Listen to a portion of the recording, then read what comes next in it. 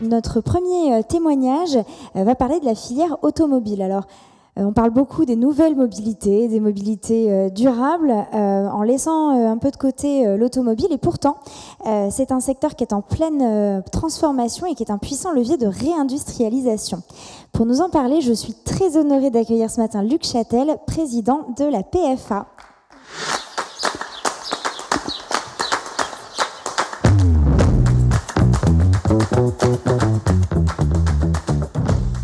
Bien, bonjour à toutes et à tous. Je suis très heureux, cher Vincent Ducré, d'être à nouveau au rendez-vous du Hub Cities, c'est ça, et de partager avec vous les questions d'évolution de la filière automobile.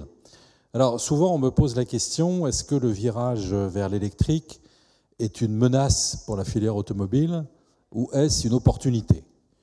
Je dirais les deux en même temps. C'est évidemment d'abord une menace, puisque une industrie qui était pionnière, je rappelle que l'Europe a inventé l'automobile à la fin du 19e siècle, nous produisons les meilleurs moteurs, les plus performants au monde en matière de petites cylindrées, les meilleurs moteurs thermiques, et que nous avons indiscutablement un avantage concurrentiel sur les deux autres concurrents continents que sont les États-Unis et le Japon. Et unilatéralement, l'Europe décide de renoncer à cet avantage compétitif pour, accessoirement, choisir une technologie sur laquelle les Chinois ont 10 ans d'avance. Voilà. Donc on se fait harakiri, on parle beaucoup de souveraineté industrielle, de regain de souveraineté. Et bien là, on fait l'inverse, on abandonne notre souveraineté et on choisit la technologie sur laquelle les Chinois ont 10 ans d'avance. Il ne faut pas s'étonner que dans les grands salons européens, celui de Munich se tenait la semaine dernière, eh bien, la part belle, le tapis rouge soit déroulé aux véhicules automobiles chinois. Donc ça, c'est effectivement la menace, c'est-à-dire une industrie pionnière qui décide de stopper sa technologie et de se réinventer. Ça veut dire quoi ? Ça veut dire que c'est un nouveau départ. Et la vraie question, c'est est-ce qu'on en est ou est-ce qu'on n'en est pas ? Et la France, qui a contribué à inventer l'automobile, est-ce qu'elle va faire partie de ces nations industrielles qui, dans l'automobile, apporteront les solutions face au changement climatique ? C'était pas gagné il y a 2 ou 3 ans. 2 ou 3 ans, le débat était posé. Et aujourd'hui, je peux vous dire, oui, la France, et c'est là que c'est une opportunité, sera l'une des grandes nations de ce changement radical et finalement apporteuse de solutions face au changement climatique. C'est un changement total en termes de technologie. Produire un moteur électrique n'a rien à voir avec un moteur thermique. Il faut réinventer de nouvelles technologies. Il faut être capable d'investir des sommes absolument considérables. Songez qu'il y a encore 2 ans, nous estimions en Europe le niveau des investissements dans l'électrique à 200 milliards de dollars d'ici 2027, donc en 5 ans. Et aujourd'hui, on a fait une mise à niveau de ces projections. On estime que c'est plus de 600 milliards de dollars qui seront dépensés en Europe dans les 4 prochaines années pour ce virage, ce passage à l'électrique. Donc il faut bien avoir en tête que les industriels, ils sont partis, ils n'ont pas choisi ce virage, ils n'ont pas choisi cette technologie. Vous savez que les industriels de l'automobile revendiquaient ce qu'on appelle la neutralité technologique, c'est-à-dire la répartition des rôles, les politiques font les lois, les règlements, les industriels mettent en œuvre les technologies pour les respecter. Nos propositions étaient de diversité dans les solutions technologiques. Nous n'avons pas été entendus. Et il y a presque 2 ans, l'Union européenne s'est engagée dans cette interdiction des moteurs thermiques en 2035. Et aujourd'hui, la seule technologie en magasin, je dirais, disponible sur le plan technique, à un coût, on va dire, à peu près accessible. L'à peu près est important parce que c'est quand même une augmentation de 50% du prix des voitures. Donc c'est pas neutre dans l'acceptabilité de cette transition. Mais c'était la seule technologie considérée comme disponible pour assurer ce virage. Donc ce virage, il est pris. Si vous regardez les progrès qui ont été faits, j'avais signé en 2018 avec l'État, au nom de la filière automobile française, un contrat de filière pour 5 ans. Nous nous étions engagés à multiplier par 5 le nombre de véhicules électriques vendus en 5 ans. Nous sommes allés bien au-delà et nous avons largement dépassé le million de véhicules électriques qui était l'objectif de ce contrat de filière. Maintenant, pour y arriver, la pente est très forte, c'est-à-dire que nous avons vendu l'année dernière environ 200 000 véhicules électriques en France, et pour tenir l'objectif de la pente d'interdiction en 2035, si vous faites une projection entre 2022 et 2035, eh bien, il faut être à 50% de véhicules électriques en 2030. Ça veut dire qu'on voit passer de 200 000 véhicules vendus par an à 1 million de véhicules vendus par an. C'est pas gagné parce qu'il y a des freins où il y a des complexités dans la mise en œuvre qui ne sont pas encore réglées. Le premier sujet, je l'évoquais, c'est le fait qu'un véhicule à batterie coûte beaucoup plus cher à cause du coût des batteries. Un pack batterie, c'est entre 8 000 et 12 000 euros, si vous voulez.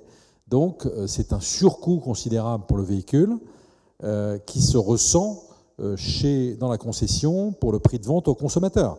Et on le voit aujourd'hui, le prix des voitures a considérablement augmenté. Ce n'est pas le fait unique de l'électrique, mais c'est une des raisons importantes. Ça va continuer. Et donc toute la question, c'est de savoir est-ce que le consommateur sera à la fin toujours au rendez-vous. C'est pour ça qu'on travaille main dans la main avec le gouvernement, pour qu'on ait des aides, un accompagnement, des incentives qui sont indispensables pour cette période de transition. Dans tous les pays où l'électrique a fonctionné, a démarré auprès des consommateurs, il y a eu cette incentive qui permet de rattraper l'écart entre le thermique et l'électrique, le temps que la courbe d'expérience se mette en œuvre. Donc on a sujet du prix et donc de l'acceptabilité de cette transition par le consommateur. On n'a pas que ça, on a évidemment le sujet des bornes de recharge. Si vous avez voyagé cet été, vous avez vu qu'il y a quand même des progrès. Vous avez vu qu'en 2 ans, il y a eu un déploiement de bornes publiques assez significatif sur les grands axes, mais on est loin, très loin des besoins que nous allons avoir pour le million de véhicules vendus que j'évoquais tout à l'heure, en 2030. Donc ça veut dire que dans les années qui viennent, il faut continuer à accélérer.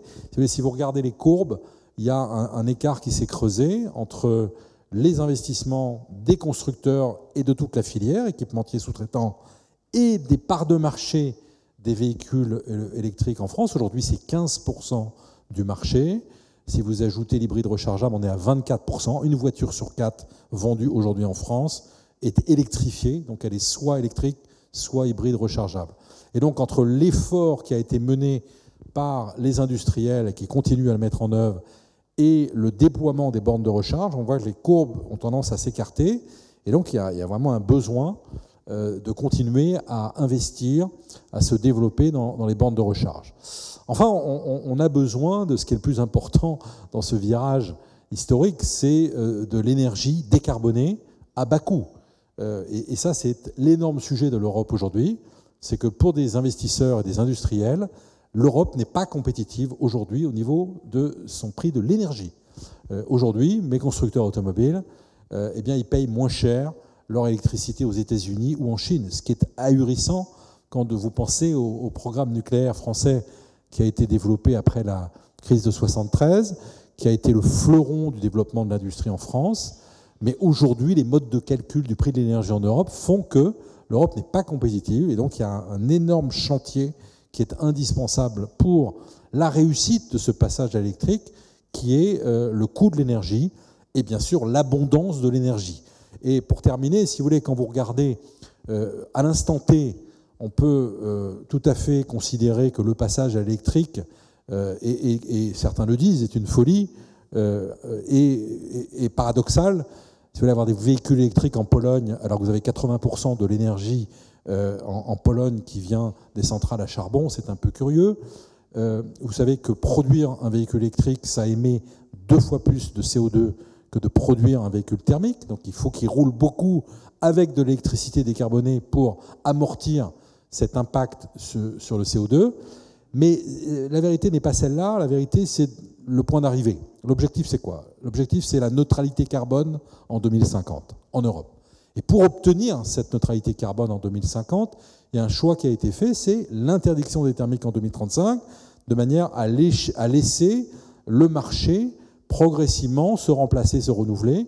En France, il a 11 ans de moyenne d'âge, donc de permettre entre 35 et 50 d'avoir un renouvellement total du parc pour être à 100%. Et dans le même temps, d'avoir une stratégie européenne bas carbone.